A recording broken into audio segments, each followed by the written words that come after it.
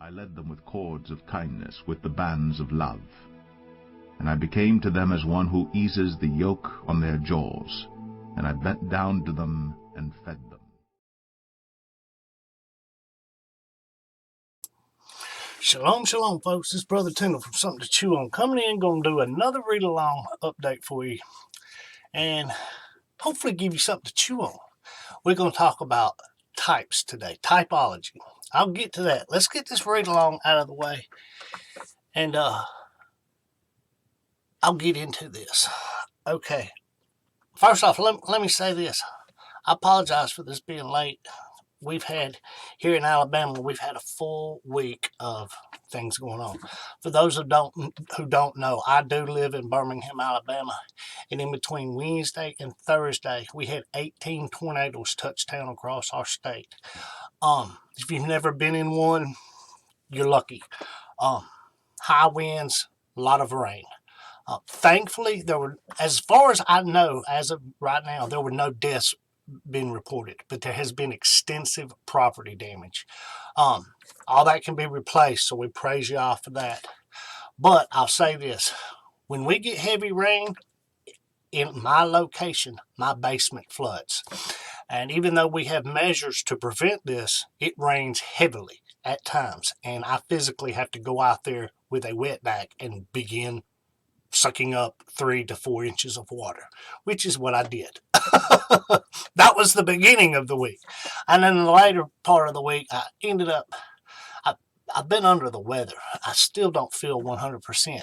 So with all that said, I apologize for this being late, and I may not be as prepared as I would like to be for this, but I figured I'd go ahead and do it and put it out there. And once you hear this, this is something that you can go look into and you can add to, or, whatever. But let's do this read along. Excuse me. Let's do this read along, and then I'll get to it. Okay. Job. I finished Job, and I got them. That was the one I was working on. And like I've been saying the past couple of weeks, that was the last of the long books in both the Tanakh and the Brit Hadashah, the Old Testament, New Testament. That was the last of the long books I've had to do. And I got it finished, and I got it all uploaded into a playlist on YouTube. And then last week I called for a vote in between the book of Micah and the book of Galatians. And hands down, it was unanimous. Everybody wants to hear, or wants me to do Galatians, which I'll work on. It's not very long. There's 6 chapters. Chapters are fairly short. It won't take me long to do it. I'll do it in the coming week. And, like I've been doing, Wednesday will probably be the day that I get it uploaded. Most high willing. Okay, now, with that said, the vote this week. We're going to stick it to the Old Testament because, like I said, I don't have that many left. I don't know, maybe 5 or 6 books from the Old Testament, and they're all minor prophets, and they're the short ones. I've already done like Zechariah, being a minor prophet, Zechariah, but it, has what I think 14 chapters. That's done. All the longer ones of the minor prophets are finished. The only ones I have left are the shorter ones. So this week, I'm going to leave Micah on the table, and I'm also going to put Nahum. So that's the vote this week. Micah or Nahum. Pause the video and go below and vote for whichever one you want me to do. Okay. Now with that said, that's out of the way. Okay. Let me bring all this up. I've got, like I said, we've had a lot going on in my life, and I haven't felt very well. So I haven't had the time, and I haven't been 100%. So this is probably not going to be as well prepared as I would like it to be. But like I said, I wanted to put this out there for you, the viewer. Okay. Let's start off, like I said, type or typology. Many of you most likely know what that is, but there may be someone watching who doesn't know. So let's just go ahead and define that first, and then we'll go from there. Oh, I'll say this too. if you're one that takes notes, I know a lot of people when they sit down to study or whatever, they give them a notepad and a piece of paper, something to write with, and they take notes. Today may be a day that you get something to write on and to write with, because I'm going to be throwing out some scriptures, and I'm not going to read a lot. I'm not going to read all this, but I'm going to throw it out there. That way you can go look up a lot of this stuff, and you can look into this a little bit deeper perhaps than maybe I have. And you can make the connections, the types, connections. Okay, but with that said, type or typology. I'll pull this up now. I've got this pulled up from, like I said, I use the eSword program. It's free. You can download it off the internet into the hard drive of your computer and all this stuff. And it's, like I've said in the past, the reason I like this program is because once you download all the translations, all the commentaries, all this, the dictionaries and all this stuff into the hard drive of your computer, you do not need an internet connection to use it. Makes sense? So like this is something you can install on your laptop and say you're going, on a camping trip where you will not have an internet connection. This is still something you can use because you don't need an internet connection. It's all in your hard drive. But anyway, the dictionary on here that hang on. Let me click this. This is from Webster's 1828 dictionary. And for those who don't know this, if I'm not mistaken, this dictionary, when it was written, when it was published, it defined words using biblical understanding, if that makes sense. Like you go look in the dictionary today and you're going to look up a quote-unquote biblical term, it's going to give you a worldly definition. Most often in this dictionary, being so old, they used biblical understanding when they define these words. Makes sense? Just a little piece of information a lot of people don't know. That's why it's on here. That and the fact that it's in public domain, so it's free. But this word type, it doesn't, you'll see. For those who don't know, here, let me bring this up. Yeah, here we go. Let's transition over and I'll read to you the pertinent part. This is type. It says the mark of something, an emblem, that which represents something else. I didn't give some examples. Like right here. This right here. It says a sign, a symbol, a figure of something to come, as Abraham's sacrifice of the Paschal Lamb, or types of Messiah. Makes sense? Right here, a model or form of a letter in metal. No, that's not what I'm looking for. But do you see, we say that most of us understand that in Beresith, Genesis 22, when Abraham took Isaac up onto the mountain to sacrifice him, most of us understand that was a type or a foreshadowing of Messiah to come. It's a typology. One thing represents something else. Makes sense? That's all this is. And this, for those who've never looked into this subject, it's all through the Bible. You will see things in the Old Testament that are types or foreshadowings of things that are in the New Testament. And I'm going to give you an example of one. Just a small example. I'm sure somebody out there, most likely, has done a complete study on this.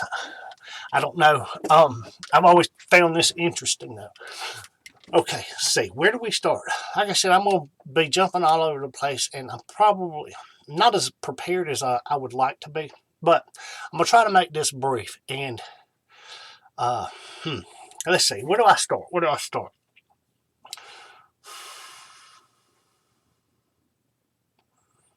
First off, here you go. I'll give you the address. We're going to look at Psalm 142, and then we're going to look at, I had to write all this down.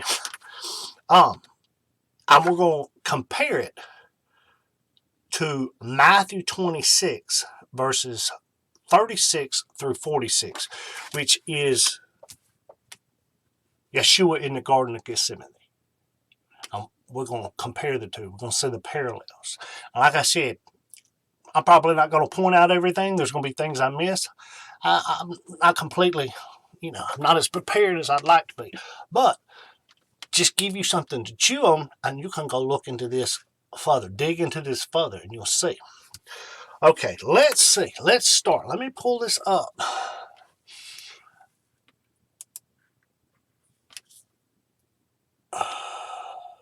Okay, I'm going to pull this up first. Psalm 142 in the King James, with the Strong's numbers, because I'm going to point out two things that I want everybody to see.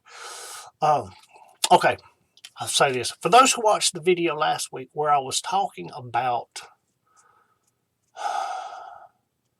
I showed how that in the Scripture Version 2009, it doesn't have the little title or section heading of the psalm. But if you read in other English translations, English Standard Version, King James, it's kind of a description of what the psalm is. And it's not, I don't mean how the translators have inserted here. I'll show you. We'll just bring this up and I'll show you what I'm talking about. Let me pull this up. Here, I'm going to just pull it up in the straight King James so it's not as confusing with all the purple numbers everywhere. And I'll just show you what I'm talking about. Okay, this is Psalm 142 from the King James. This right here, it says, "You are my refuge." That is not in the biblical text. That is something the translators have added in there.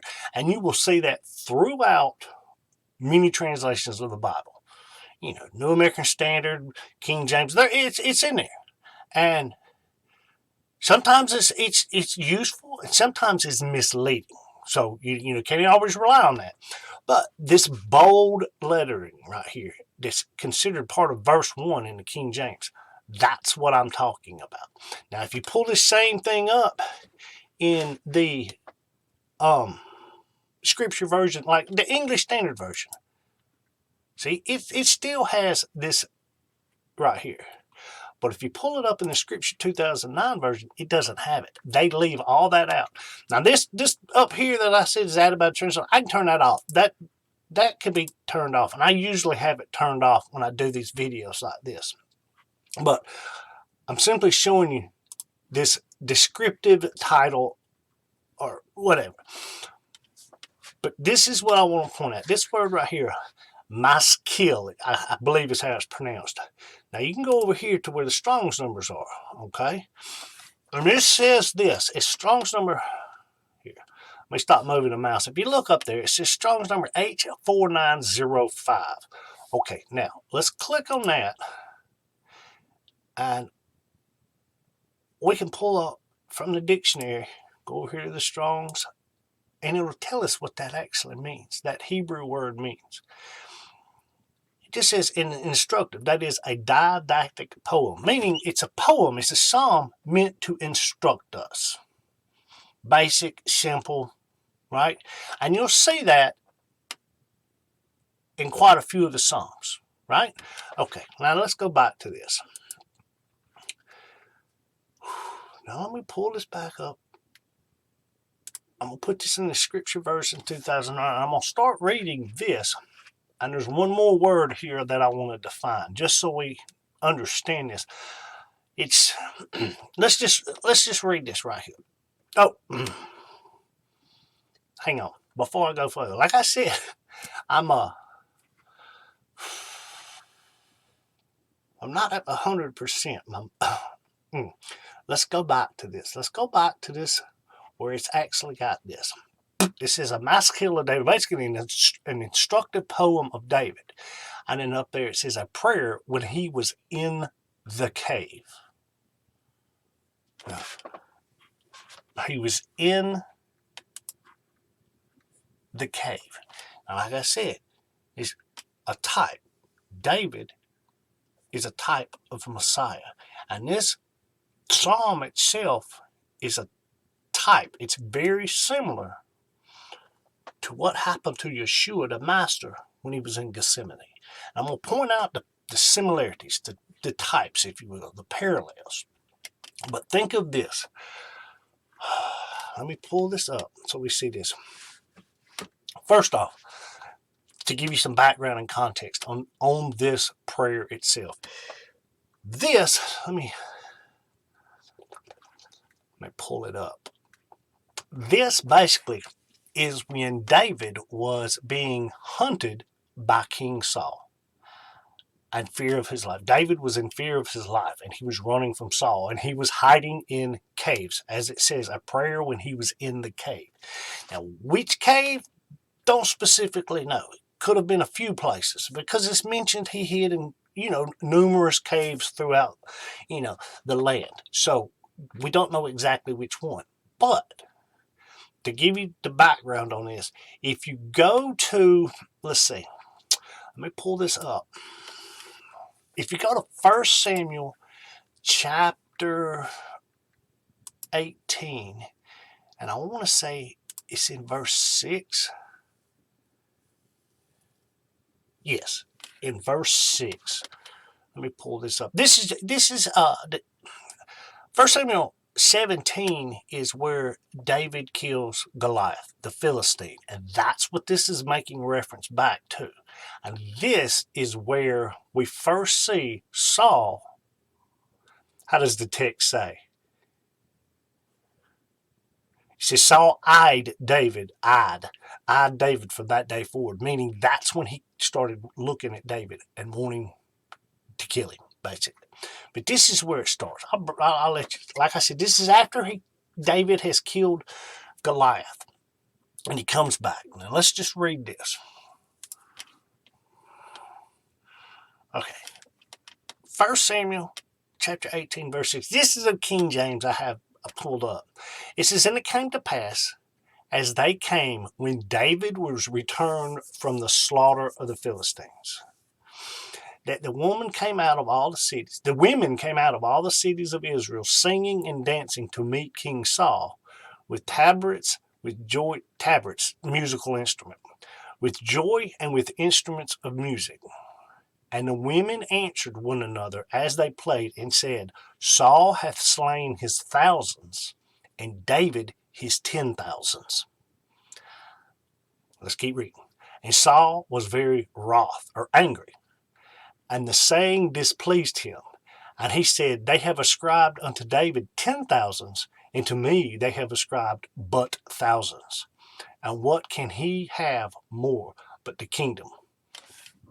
Verse 9, and Saul eyed David from that day and forward. Saul, pride, jealousy, because they were looking at David saying he was a better warrior than Saul, basically. Okay. Now, with that said, this is the context of Psalm 142. Like I said,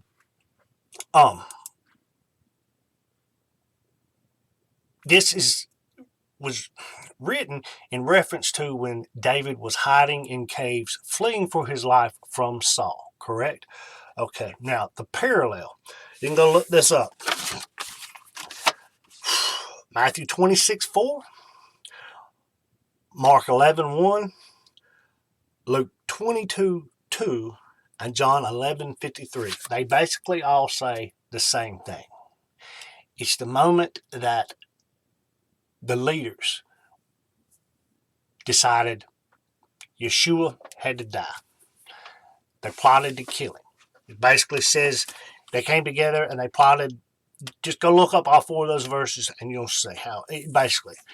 But my point is, there's a parallel. David was being hunted to be killed by the leader. Yehoshua was being hunted by the leaders to be killed. Makes sense? Okay, now with all that background context, let's go back to Psalm 142 and let's look at this. Now I'm going to bring this up in the King James. Actually, now let's bring it up in the Scripture version 2009. And there's one more word I want to define for us so there's no misunderstanding.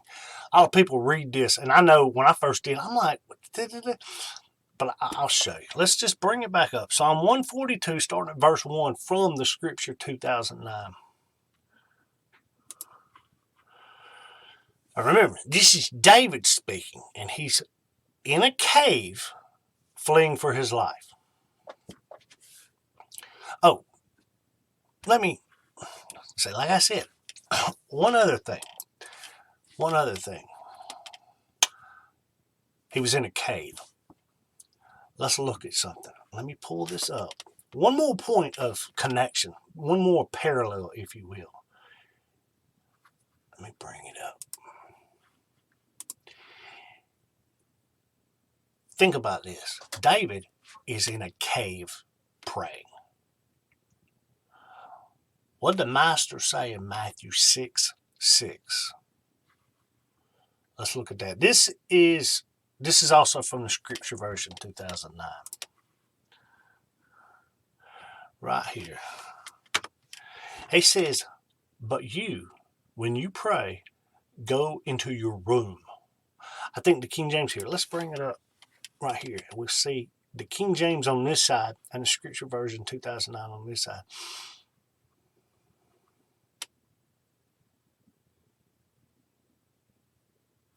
Yeah, hang on. This thing does this every day. Let me guess. It's going to...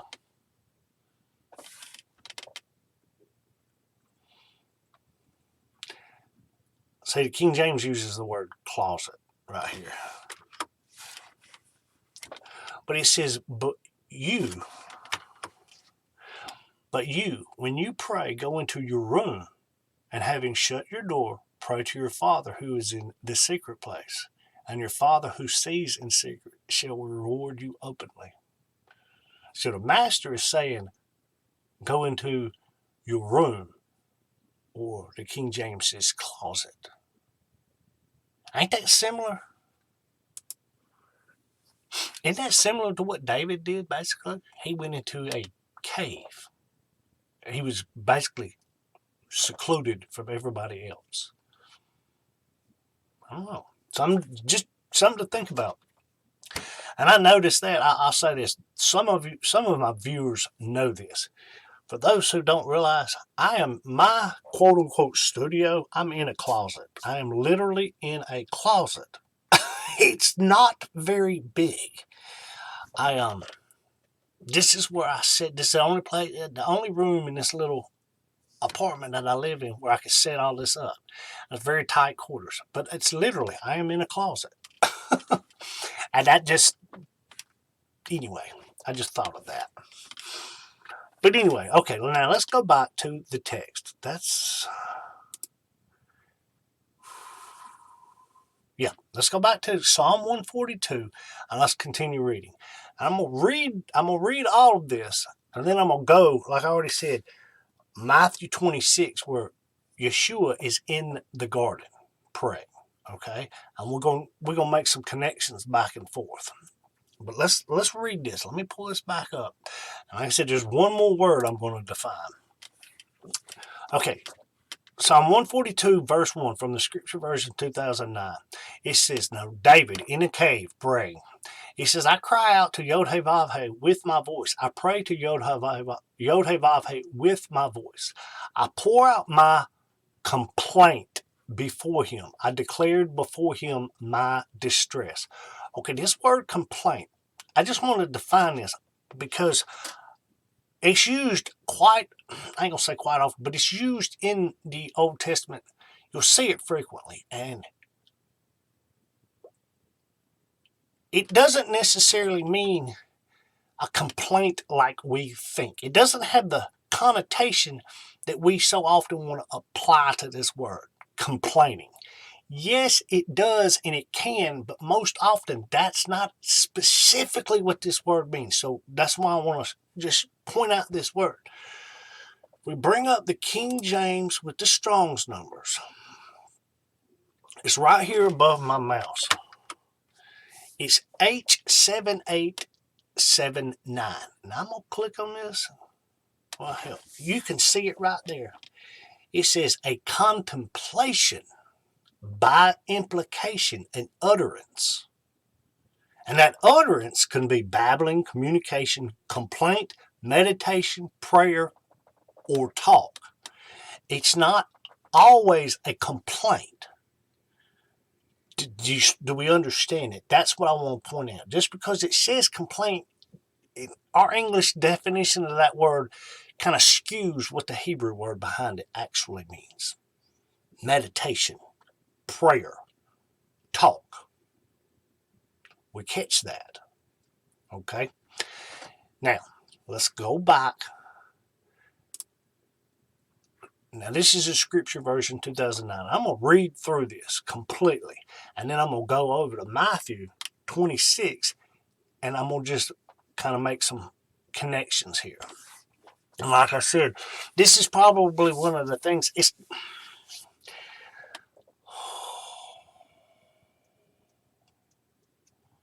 I may be able to do this. I doubt it. But let's just read this first. Okay, starting at verse 1 again. It says, I cry out to Yod-Heh-Vav-Heh with my voice. I pray to Yod-Heh-Vav-Heh with my voice. I pour out my complaint before him. I declare before him my distress. When my spirit grew faint within me, then you know my path. In the way in which I walk, they have hidden a trap for me. Look to the right hand and see, and no one is concerned for me. No refuge remains to me. No one inquires after my being. I cried out to you, O Yod-Heh-Vav-Heh. I said, you are my refuge, my portion in the land of the living. Listen to my cry, for I am brought very low. Deliver me from my persecutors, for they are too strong for me. Bring my being out of prison to give thanks to your name. Let the righteous gather around me, because you deal kindly with me.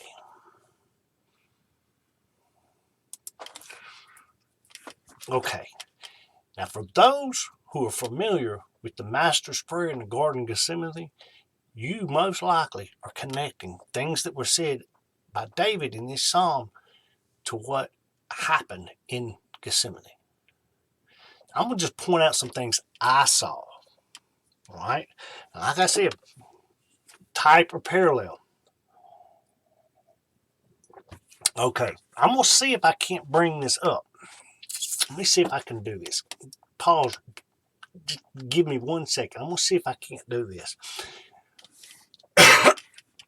See if I can't bring up.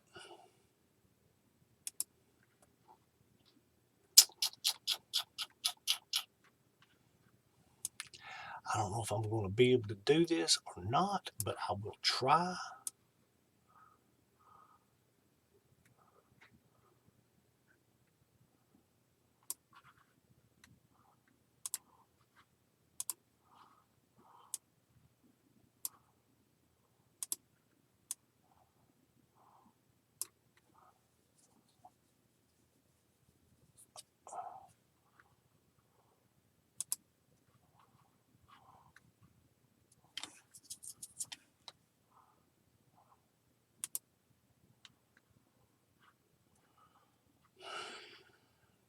Yeah, this thing gives me more of a.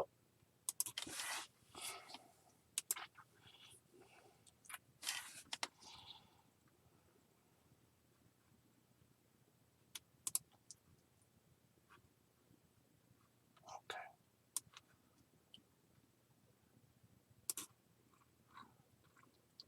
Yeah, hopefully everybody will be able to see this. Let's see, can I make this a little bit bigger? Yeah, I think that'll work. Can I do it like this?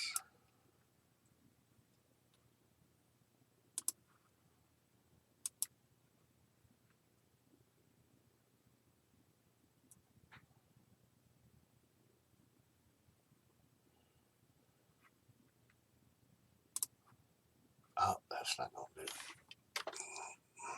Give me a second. I'm trying to get this so I can have both the Psalms and Matthew 26 on the screen side by side. Because I can't do that with my eSword program. I can bring up the same text from two different translations at the same time, but I can't bring up two separate texts at the same time. I mean, you can, but it's not going to be able to be seen on the computer screen. It just doesn't work that way very well. Okay, now, all right, like I said, we read Psalm 142. Now, let's go to, like I said, Matthew 26, starting at verse 36. This is where he goes into the Garden of Gethsemane. I'm going to bring this up. I'm going to show you one last thing here. Excuse me. Some of you may not know this. Let me pull this up. We're going to define one more word. Matthew 26, starting at verse 36. For those of you who do not know, the word Gethsemane, let me pull this up so you can see this. Okay, look. Now this is the King James with all the Strong's numbers, and I bring it up simply so we can see the definition of the word Gethsemane. It's right here. Ooh, hang on. It's right here. It says, then cometh Yehoshua with them unto a place called Gethsemane. And it's Strong's number G1068. Now, if we click on this, or actually it's short, we can see it right there. You see how it says, of Chaldean origin, oil press. Now, with that in mind, let's look at something.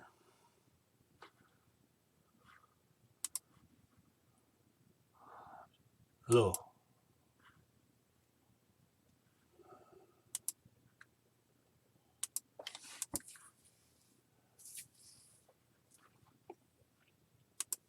With that in mind, oil press. Some of you may have known that. Some of you may have not. Now, with that in mind, a meme I made a while back that hints or points to this. Just look at this.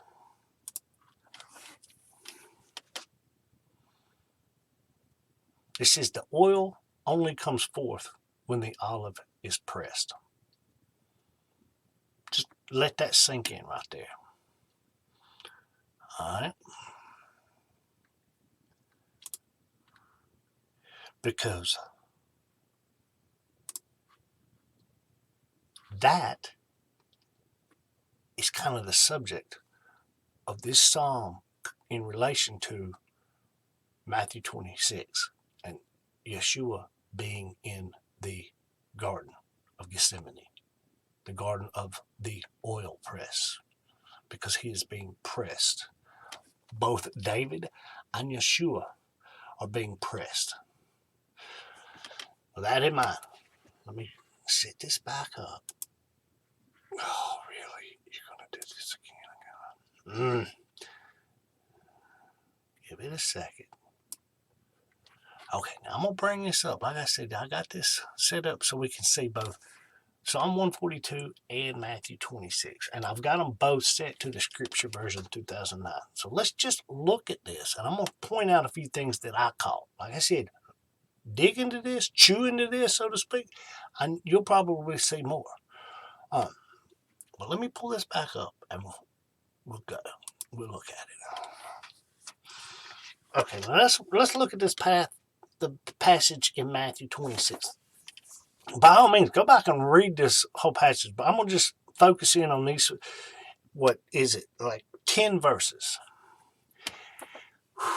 Matthew 26, starting at verse 36 from the Scripture 2009, it says, then Yehoshua came to the place called Gethsemane, and he said to the taught ones, to his disciples, sit here while I go over there and pray.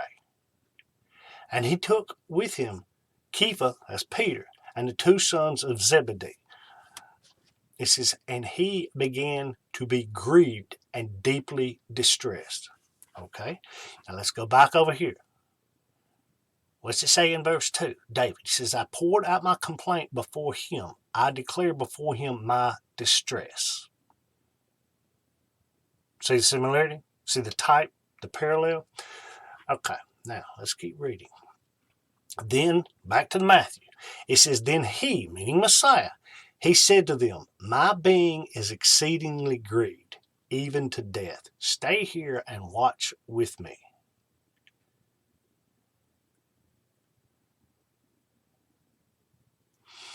Then he goes on, he says, and going forward a little, he fell on his face and prayed, saying, O my Father, if it is possible, let this cup pass from me. Yet not as I desire, but as you desire. Most of you will know that is not my will be done, but your will. Right?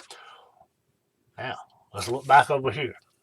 In verse 3, Psalm 142, verse 3, it says, when my spirit grew faint within me, then you know my path. In the way in which I walk, they have hidden a trap for me. Now, like I said, this is where David, or Saul's trying to kill David. And as I mentioned before, the 4 verses, Matthew 26:4, that's the beginning here. We'll just scroll back up since we've already got this chapter pulled up and you can see the verse. It says, and plotted to seize Yehoshua by tricking and kill him. The chief priests and the scribes and the elders of the people came together at the court of the high priest, who was called Caiaphas, and plotted to seize Yehoshua by trickery and kill him. See, now that same verse is also, basically you have the same verse in Mark 11:1, Luke 22:2, and John 11:53. Basically where all the enemies of Yehoshua come together and say, we got to get rid of this guy. We got to kill him. All right? All right. Now, that's it. Let's go back down to where we were, verse 38. We were verse 38. Now remember, he goes into the garden. He takes Peter and the 2 sons of Zebediah with him. And then he tells them, he says, then he said to them, my being is exceedingly grieved, even to death. Stay here and watch with me. Right? And then it says, and going forward a little, he fell on his face and prayed, saying, O Father, if it is possible, let this cup pass from me. Yet not as I desire, but as you desire. Okay? Then it says, and he came to the taught ones and found them asleep, and said to Kepha, so, were you not able to watch with me 1 hour? I look at verse 4, Psalm 142, verse 4. Look to the right hand and see, no one is concerned for me. No refuge remains to me. No one inquires after my being. Do you see how this verse parallels the fact that his taught ones, his disciples, fell asleep while he was praying? It's as if they were not concerned for him. We say that? Okay, now let's keep reading. Verse 41, he says, watch and pray lest you enter into trial. The spirit indeed is eager, but the flesh is weak. Again, verse 42, again he went away a second time and prayed, saying, O my Father, if it is impossible for this to pass unless I drink, let your desire be done. And he came and found them asleep again, for their eyes were heavy. Verse 44, and he left them, went away again, and prayed the 3rd time, saying the same words. Then he came to his taught ones and said to them, still sleeping and taking rest, see, the hour has come near, and the son of Adam is delivered up into the hands of sinners. Rise, let us go. See, he who delivers me up has come near. And we know the story. Most of us know the story. This is when, Judas had conspired with the religious leaders to point out which one was Yehoshua to them. Therefore, they could arrest him in the middle of the night. That's what that's the rest of it. But let's go back over here and read this.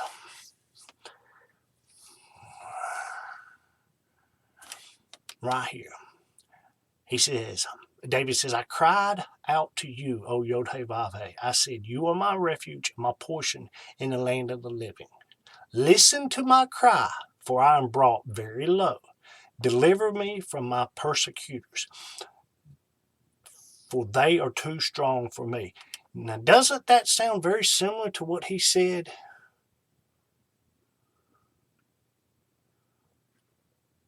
Let this cup pass from me.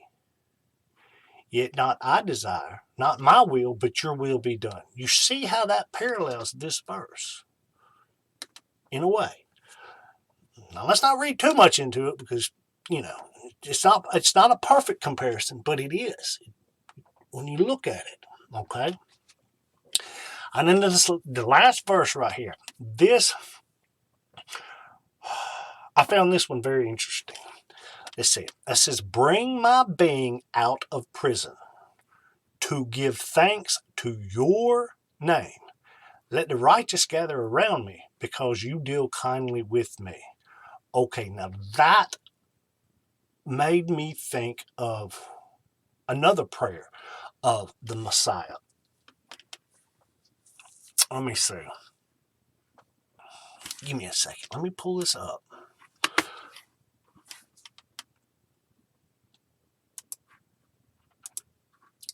I think I've already got all this. Oh, no, it's going to do. Give me a second. This website where I've got this, or I had Matthew pulled up, it's...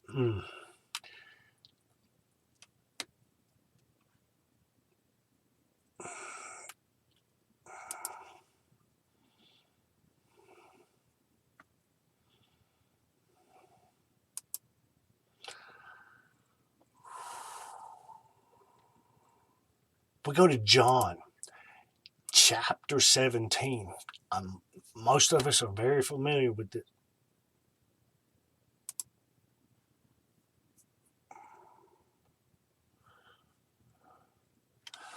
Most of us are very familiar with this passage.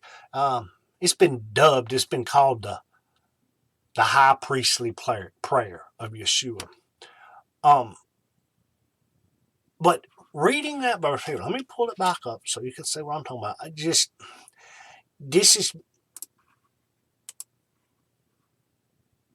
If we look back at Psalm 142 and verse 7, here, I'll bring this up. I guess it really doesn't matter, does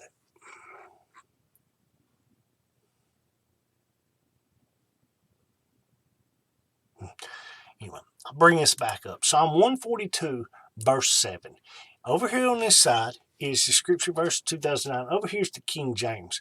They pretty much say the same thing. It says, King James, bring my soul out of prison that I may praise thy name. That's the part that I'm looking at. Not so much the rest of the verse, just that first part. Now, with that in mind, let's look at something in John 17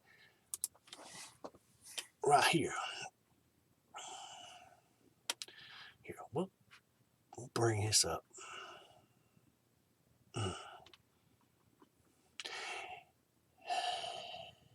If we start at verse 5, this is Yeshua the Master praying.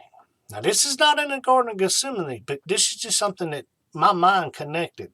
It's just John 17, verse 5 from the scripture 2009. It says, and now, this is, like I said, Yeshua the Master praying. He says, and now, esteem me with yourself, Father, with the esteem or with the glory. Now, glorify me. That's what he's saying. Glorify me with yourself, Father, with the esteem which I had with you before the world was.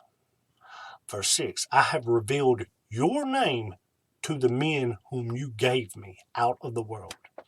They were yours, and you gave them to me, and they have guarded your word.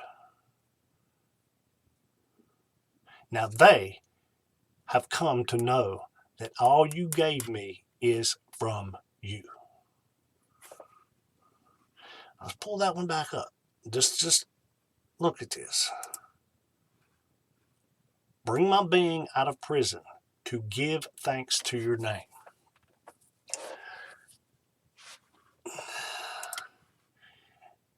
And I know it's not the perfect connection, but that's what my mind connected that. And then also something else. I'm going to bring it up too.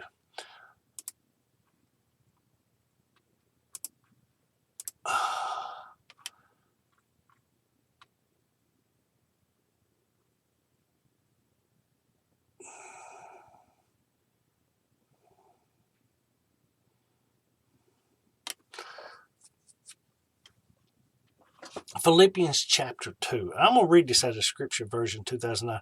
Philippians chapter 2. Most of us know this.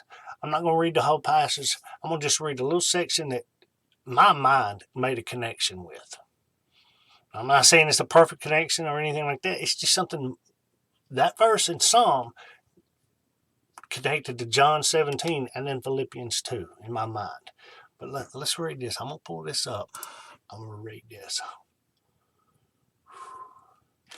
You know, in John 17, the Master said, glorify me or esteem me with the esteem I had before the world was, right? Okay, now in Philippians chapter 2, verse 9, it says, Elohim therefore highly exalted him, meaning Messiah, and gave him the name which is above every name, that at the name of Yeshua every knee should bow, of those in heaven and those on earth and those under the earth. And every tongue should confess that Yeshua Messiah is the Master, to the esteem or the glory of Elohim the Father.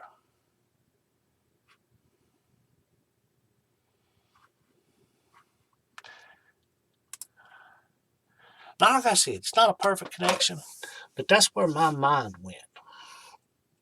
And that's all I got. Like I said, I probably not as prepared as I would like to be, but I say go back and sit down and read those two passages again. Psalm 142 and Matthew 26, and try to make some connections there. In fact, do it with David. Just David, not necessarily Psalm 142, just anything about David. Look for the type or the parallel to Messiah. David was a king of Israel. Messiah is king of Israel. I mean, it's all over the place. We all know this. But with all that said, I'll give you a word of encouragement, especially considering the week I've had and the point of Gethsemane and olive press. Both David and Messiah and their time of pressing, they both went to a secluded place. David went into a cave. Messiah told us in Matthew 6 to go into your closet or go into your room and pray to your Father who's in heaven. So my encouragement to you is when the world around us begins pressing down on us, if we are going to allow that pressing to produce oil, we have to go into the secret place or the closet, the cave or room and pray. So that's my encouragement. When the world around us is falling apart, the storms are coming, the waters are rising, so to speak, let the Most High have his way. Go into your closet and pray. Now, with that said,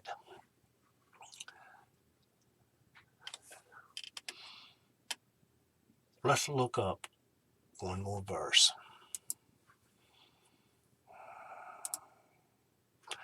Give me a second to find it. I can't remember exactly where this one is. I will have to actually look this one up.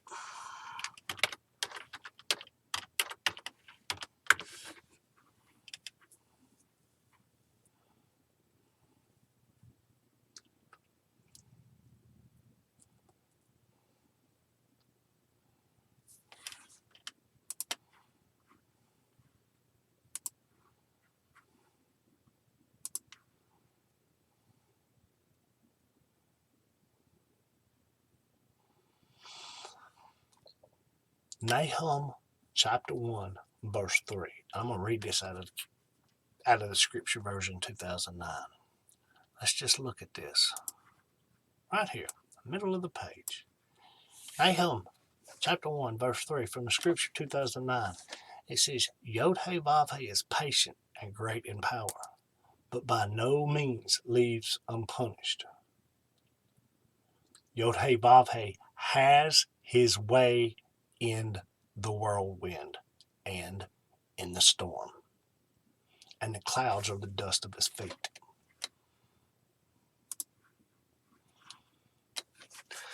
So as I said, when the storms come, when the whirlwind comes and the storms come, the pressing of the world comes on us. If we are to produce any oil,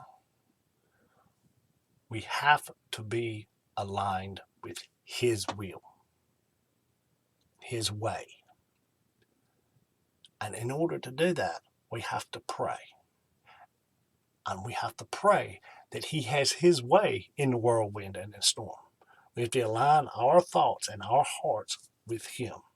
So that's my encouragement. When the pressing comes, pray. Pray. And with that, I'll be done.